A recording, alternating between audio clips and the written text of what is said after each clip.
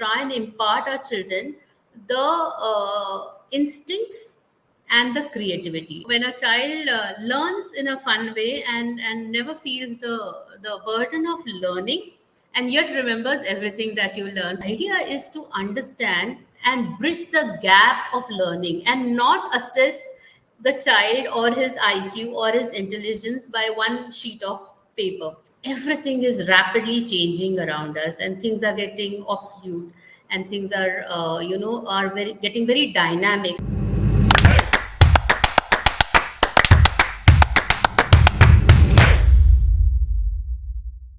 Hello and a very warm welcome to Great Principles. I am Seema Chhoriya and I bring to you another insightful session on Great Principles.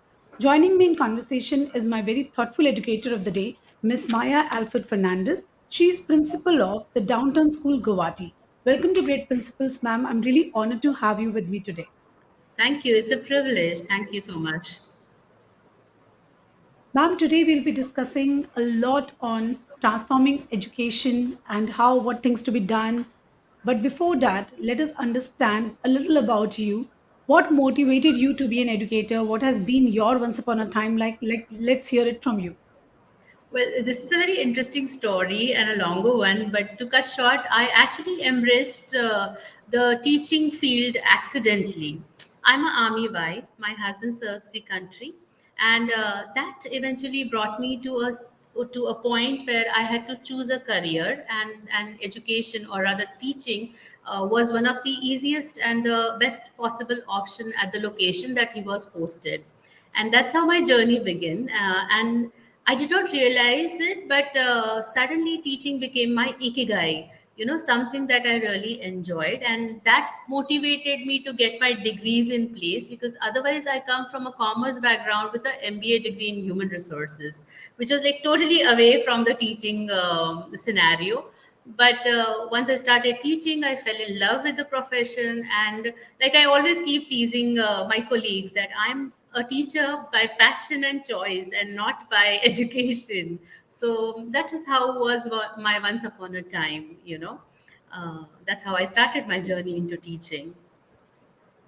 Wonderful. And since I interview so many educators every day, each one of them tell me that once we are in this field, there is no looking back.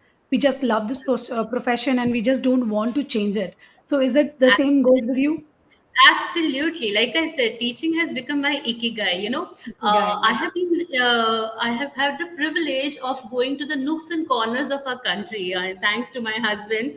And everywhere I go, I understand that it's a magic. A classroom at one place is never the same classroom at the other place, and every day as a teacher is a learning experience, and that really fascinates me tremendously to be in this field. So if I may ask you, which is your proudest moment of being an educator, which would be that? Well, there's so many. I mean, I just can't really figure out just like one or two. But I think recently on the Teachers' Day, I had a call from one of my very old student. I had taught her somewhere around in 2014, 15. And the girl is growing up to be a beautiful woman now. And she called up and she said that, ma'am, interestingly, we never realized that you were teaching us, and yet we remember everything that you taught us. I mean, I think what more a compliment a teacher wants, when a child learns in a fun way and never feels the burden of learning, and yet remembers everything that you learn. So that is one moment that really gave me that aha feeling, and of course recently I have been bestowed with the APJ Abdul Kalam National School Principal Award, which is a huge responsibility, I understand, but it feels nice, of course. Certainly, very well said that when you get any recognition, it doesn't just comes with appraisals, it also brings in more responsibility that now this is the benchmark that you have set in and now you have to, excel your own self and move ahead. So, True. yes, there is a lot in this field. It's a very demanding field because you constantly have something or the other going on in your mind. So, how do you manage your work-life balance? Many times I've heard this, especially from the children of educators, that they don't have time for us. They have so many children. We are not just two or one of for them. They have so many of them. So how do you manage this work life balance? Well, interestingly, I'm a child-free woman, and it's by choice. I have decided to be a child-free woman, not childless, child-free, and it's a choice, and I've advocated it. I have a fantastic partner who's very supportive, so that being taken care of. I have always noticed, right from the time that I had taught grade two children to grade 10 to grade 12, that it is very important for a teacher to be happy. One unhappy teacher is equal to 120 sad children going home that day. And that is one thing that I take care of personally. I generally try and keep myself happy, and the best way to do it is to keep learning new skills. So every year I set a target for myself. Say, okay, like this year I want to learn guitar, or the next year I probably might enroll myself in salsa. I don't know, but learning a new skill gives me happiness, is what I have realized, and it is also something that stimulates your mind and keeps you young. So that is one thing that I feel is helping me to balance my work and my personal life very well, and I encourage my teachers also to do the same thing. Absolutely, otherwise life becomes so monotonous every time, every Monotonous. day doing same and same thing. But when you learn a new skill, you also feel that yes, I've accomplished something, and then True. when you get this growth feeling, then there is no looking back. And this is True. what even our teachers want. If they have been given the right kind of growth, they would certainly stick to the same organization, giving their best. And I think, ma'am, you have already started this. Being a true leader, you have already started pushing your teachers to acquire new skills, and any skill. I mean, it is not related to their career, but in fact for their personal life also, for Yes. anything which makes them feel good, right? Yes. True. Very true. Yes, indeed. So let us now, on this lovely note of encouraging everyone and going ahead with the team, let's start a rapid fire round. So, ma'am, here you need to answer me in Oh, one word or a single sentence. Yeah? oh, that's it. I'm going to try. Yes. All right. So here comes my very first question to you. One thing that should be changed immediately in our education system. Assessment systems. Nothing could be better answer than this. Agreed completely. Coming to my next question. What is that one thing about you which many people do not know? That I'm very emotional and get very attached to my children. Each child in my school is a special child for me. Okay. If you were to invite three people at your place for lunch or dinner, who would be those top three people in your life? Honestly, I would really love to have some young minds to influence my children. So probably Neeraj Chopra is somebody whom I would really like to meet and figure out what goes in his head when he actually throws the javelin. And apart from that, I have really been inspired, or really been in awe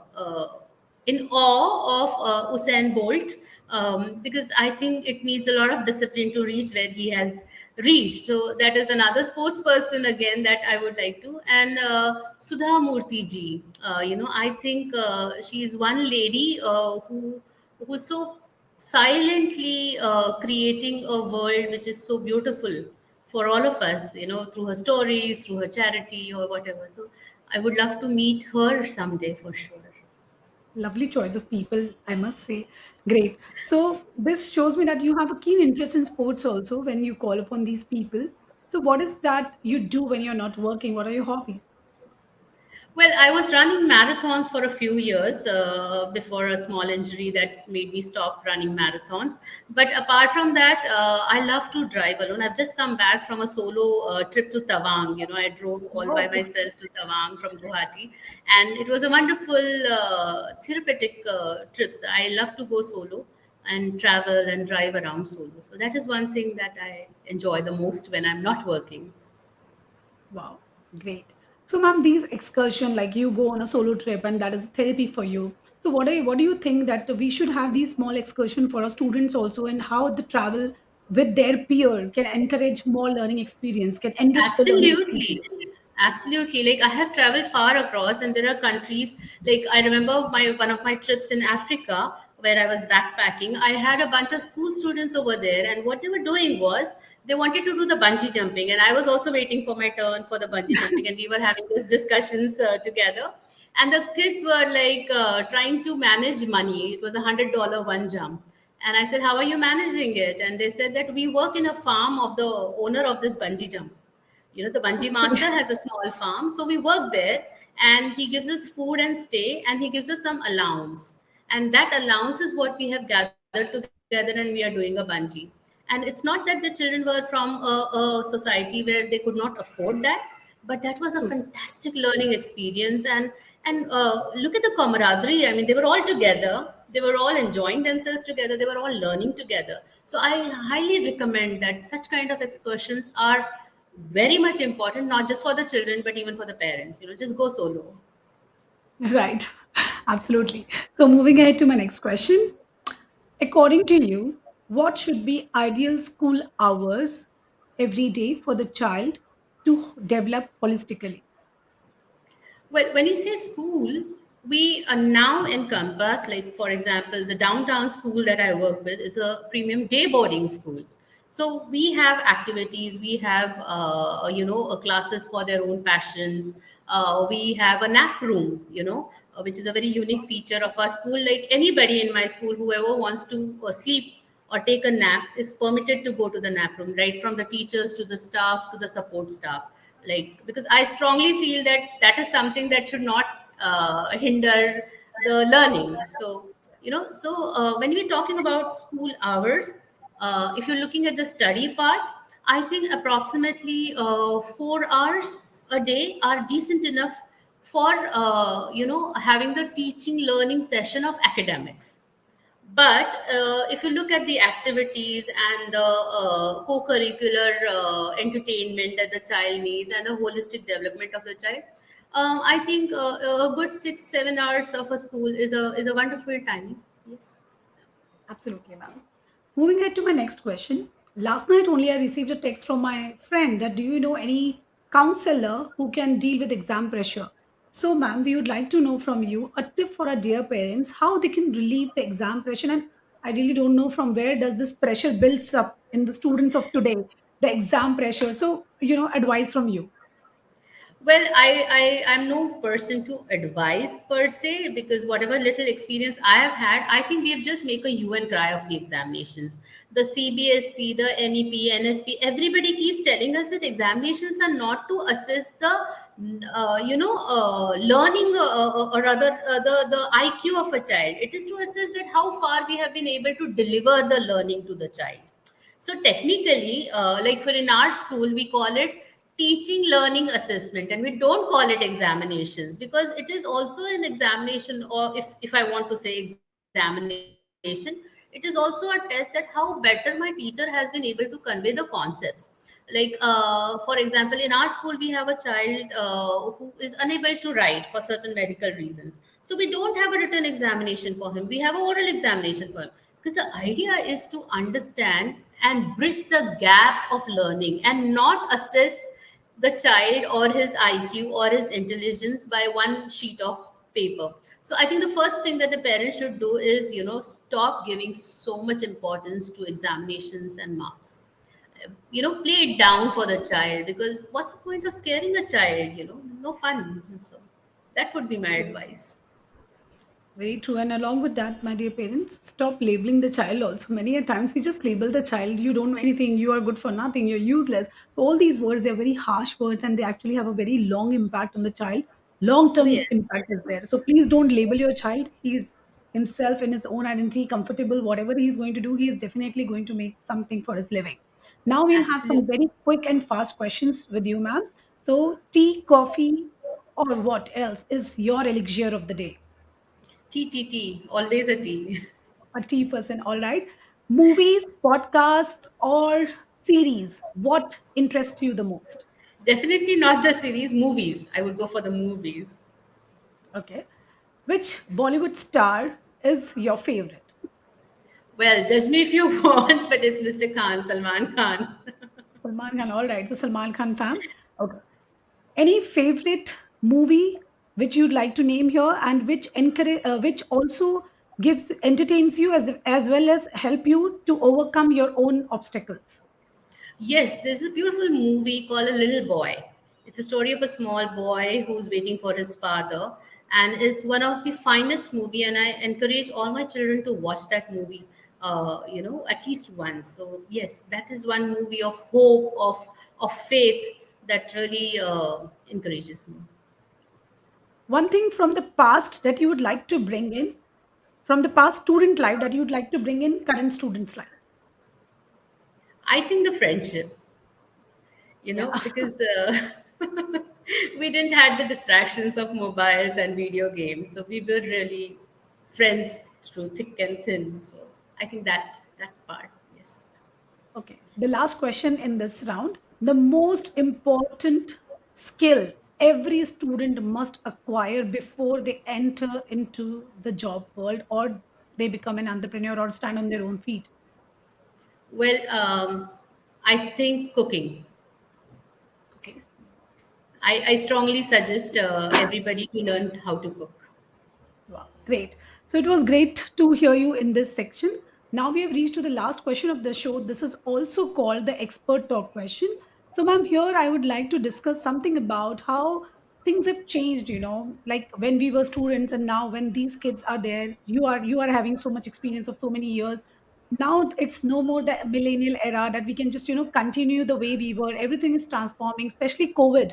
It has changed the education scenario. It has brought in technology, but there is still much need to transform the education, especially in this kind of the VUCA world. By VUCA, my dear viewers, we mean volatile, uncertain, complex, and ambiguous world. And I'm sure each one of you would agree with me today because we have seen how things stopped during the pandemic. So, ma'am, let's hear it from you how we can transform the education so that our children can survive in this uncertain world. Well, okay, let me start with a small story if the time permits. Mr. Albert Einstein made a question paper for his students, and one of his assistants noticed that he had made the same question paper that he had given last year. And he pointed out to Mr. Einstein that, so you have just done exactly the previous paper, and you're trying to, examine them on the same previous paper that you had last year. So Mr. Einstein looked at the paper and gave it a thought and said that, yes, the questions are same, but the answers have now changed. This is a profound example of how everything is rapidly changing around us, and things are getting obsolete, and things are, are very getting very dynamic. I mean, who knew that being a vlogger would be a profession by itself, and that being a bank manager would be a redundant profession by the time our children grow up. So yes, so what I feel is that we should stop fighting the technology as teachers. We should try and understand that it is going to stay, and it is going to help us to provide the learning that is required in a faster, better manner. But that does not mean that we are obsolete. We cannot be obsolete as teachers, as educators. So we need to embrace the technology, and we need to make use of it the way we want to use it. And the best way to do it is, to try and make our children, or rather to try and impart our children the instincts and the creativity, because knowledge is available with them on the fingertip. We don't, I mean, how I learned how to eat with chopsticks with just looking at a YouTube video. So knowledge is available everywhere, but what is important is we teach them what to pick and what not to pick, and how to sharpen their instincts and creativity to go through this, because we don't know what jobs are going to come in the future, or what jobs are not going to exist in the future. So the best way is we polish their decision making, we polish their instinct, and we polish their creativity. And for that, we need to understand that the old techniques of teaching, where there was exchange of knowledge, are no more required. What we need to do is inquire, you know uh, ask questions ourselves as educator, do our own research and homeworks, okay, and then present that same curiosity, or transfer that same curiosity to our children. So I think that would be something that I would suggest, or that is what something that I encourage my teachers in the school to do, that let's have a experiential platform of learning. You experience, and you pass on that experience to the child, and that is how the learning will happen in a better way. Well, ma'am, I think uh, that is what all is education all about, right? Absolutely. Absolutely. I agree. Yes, I agree that the world has changed. Everything is become, and in fact, even when you talk of 1980s, I think VUCA term somewhere was started in the Evolved, 1980s yes. somewhere. Yeah, it was evolved that time. But since then and even today, the word education, the meaning and the crux of the education remains the same. We send our children so that they can be prepared for the world ahead. And Ahead, yes, you rightly said, according to the changes which is coming in the environment, we need to adapt that changes and ensure that our teaching is transformed and evolved simultaneously. Then only yes. we can help these children. So this is what ma'am went when she was telling, when she was explaining how we can help our children for the world which is so uncertain. So, ma'am, very beautifully explained, and there is so much from you to learn for all our dear educators, for all our teachers, and all our viewers also. It was Thank thoroughly an insightful conversation, and I'm sure with educators like you, our children definitely have a wonderful future ahead. So, Maya, ma'am, thank you so much for your time. I truly thank you appreciate so your much. time with us, and thank you for being on our show. Thank you so much, Seema ma'am. Thanks a lot. Pleasure talking to you.